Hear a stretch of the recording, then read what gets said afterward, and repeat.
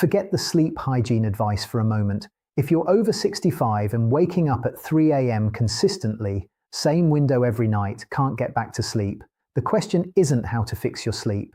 The question is what your body is trying to tell you. For a significant number of people over 65, consistent middle-of-the-night waking isn't primarily a sleep problem. It's a symptom of blood sugar instability, of undiagnosed sleep apnea that's been quietly straining your heart for years, of depression that's been mistaken for insomnia, of thyroid function that's been slowly shifting. These conditions often express themselves at night, sometimes before they show up anywhere else. What I want to give you here is a way to read what your body is actually signaling, specifically enough to take into a doctor's appointment and get an answer. These conditions don't announce themselves clearly. None of them come labeled. They communicate in the only language the body has, a disruption in what was working before.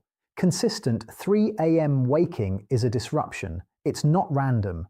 And after 65, the range of conditions that can express themselves this way is broader than most people, and frankly, most doctors appreciate. Because this is the age at which metabolic changes, hormonal shifts, years of cardiovascular strain, and the cumulative weight of how you've lived have often reached a threshold where the body begins to push back. Quietly, repeatedly, at the same time every night. This is where a diagnostic gap opens. Most people who wake at 3 a.m. make separate appointments over the following months. One for fatigue, one because their blood pressure is high, one because they just haven't been feeling right. What rarely happens is someone sitting down and connecting those pieces. The 3 a.m. waking, the other symptoms, the question of whether one is causing the other. That gap has consequences. I've seen this pattern more times than I'd like. Someone has been waking at 3 a.m. for a year, maybe two. They're tired during the day, but they're 68, so that feels expected. Their partner has mentioned the snoring, but it's been filed away as one of those things. Their blood pressure is elevated and stubborn, on medication but not fully controlled, and nobody's been able to figure out why. Nobody in any of those appointments ever asked about 3 a.m. And then one morning, something that shouldn't happen does. A heart attack's in the early hours while they were still asleep. And sitting in the hospital afterward, they're told for the first time that they have severe sleep apnea. Had it for years, almost certainly. Every night, their oxygen was dropping repeatedly. Every night, their heart was fighting harder than it should have been. The blood pressure that wouldn't respond to medication, that was partly this. The fatigue written off as aging, that was this. None of it was inevitable. The diagnosis was sitting right there, announced every night at 3 a.m. in the only way the body knew how. It just needed someone to connect the dots. This is not a rare story. A study of over 140,000 Medicare beneficiaries, 65 and older, found that those with undiagnosed sleep apnea were nearly twice as likely to be hospitalized as those without it, and were more than twice as likely at the time before their eventual diagnosis. These are people who kept showing up to their doctors for related conditions. The connection just wasn't being made. You're making it now. Let's talk about what specifically to look for. Condition 1. Your blood sugar is crashing at 3 a.m. and your body is sending up a distress signal. The mechanism is straightforward.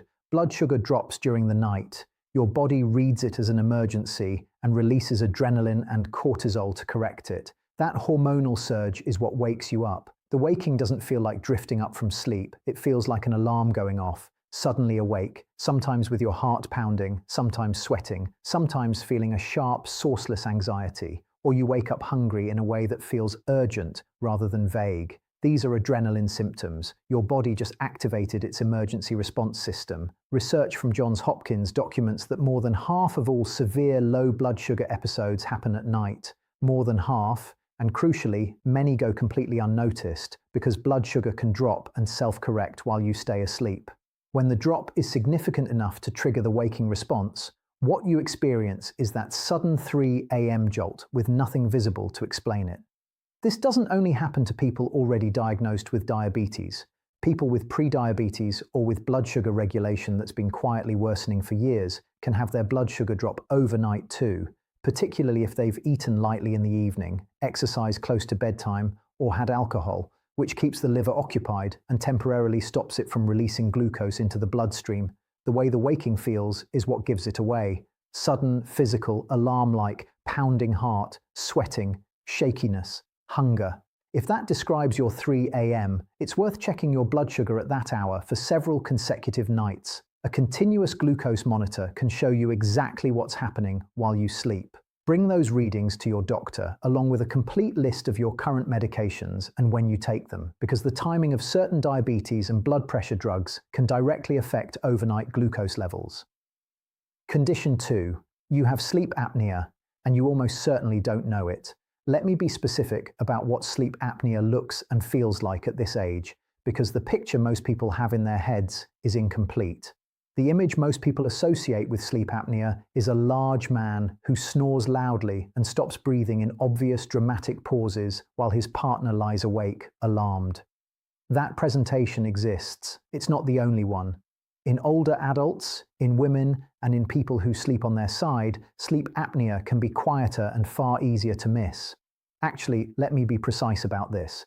It's not that the apnea is necessarily less severe, it's that the symptoms present differently. An older person with significant sleep apnea may report no loud snoring. Their partner may have noticed nothing alarming. What they do report is waking up feeling unrested, regardless of how many hours they've been in bed. Tired by mid-afternoon, a headache when they get up, a dry mouth on waking. Those three together, unrefreshed sleep, morning headaches, dry mouth, are a more reliable signal than snoring. Add in any mention from a bed partner of irregular breathing or gasping, and that combination is already enough reason to ask your doctor for a sleep study. Up to 56% of adults over 65 have a high risk of sleep apnea. Estimates put the rate of undiagnosed moderate to severe cases at around 80%. Home sleep tests are widely available and covered by most insurance for people over 65. You don't need a night in a lab.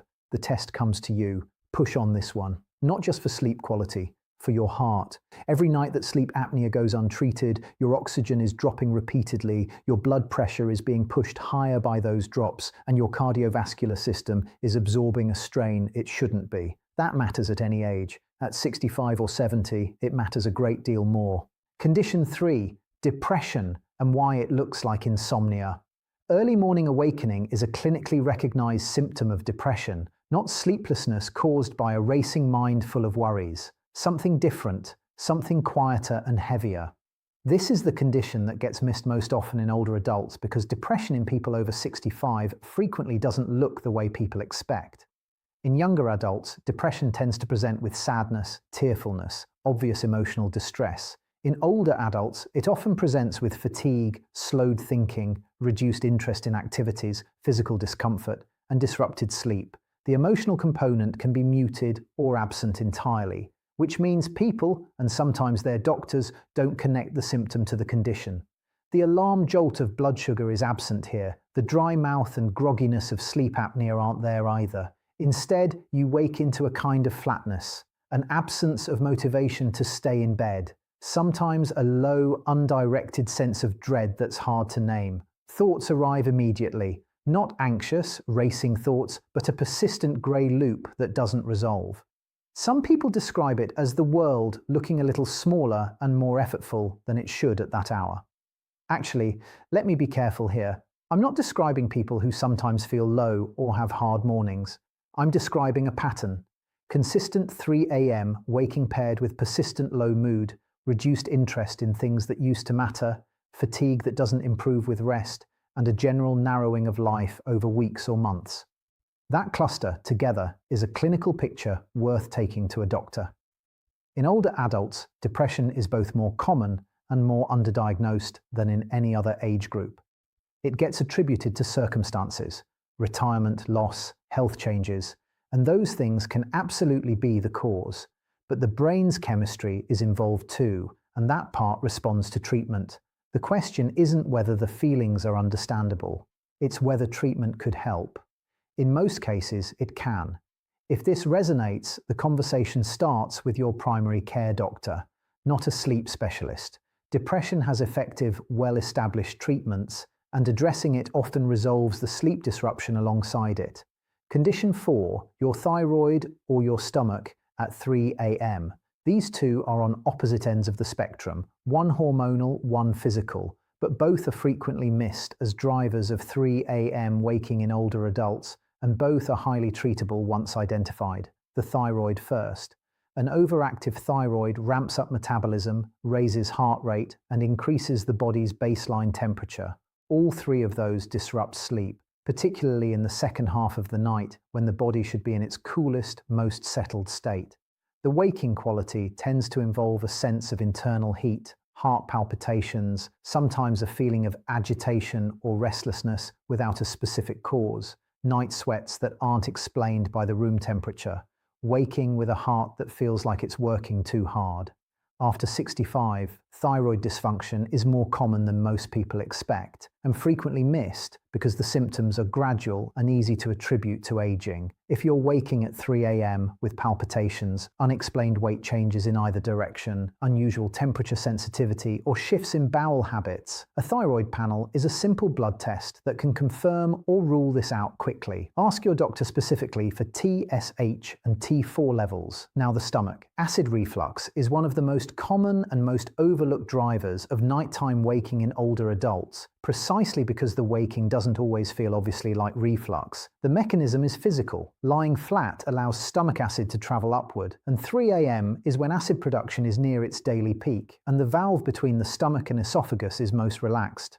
The waking involves a burning sensation in the chest or throat, sometimes a sour taste, occasionally a slight cough or an urge to clear the throat. People often dismiss it. The burning isn't always dramatic. Sometimes it's just a vague, unsettled feeling in the chest that goes away once they sit up or move around. That last detail is the most useful diagnostic clue. Does the discomfort ease when you sit up? Does it follow a larger evening meal or a late snack? Does it happen more on nights when you've had alcohol? If you're answering yes to any of those, acid reflux is a strong candidate. Start with the basics. No food in the 2 to 3 hours before bed. Elevate the head of the bed slightly. Avoid large evening meals and late alcohol. If the pattern persists, there are effective medication options your doctor can walk you through. 4 conditions, 4 distinct patterns, and all 4 of them have one thing in common. They're identifiable and they're treatable, which means the 3 a.m. waking that's felt like a fixed feature of your life doesn't have to stay that way. Before your next doctor's appointment, spend 1 week doing one thing.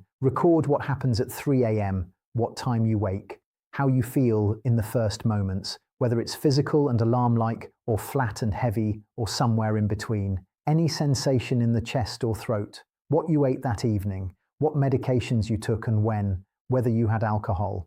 7 days of this gives you something concrete to bring to a conversation. It also, in many cases, makes the pattern obvious on its own.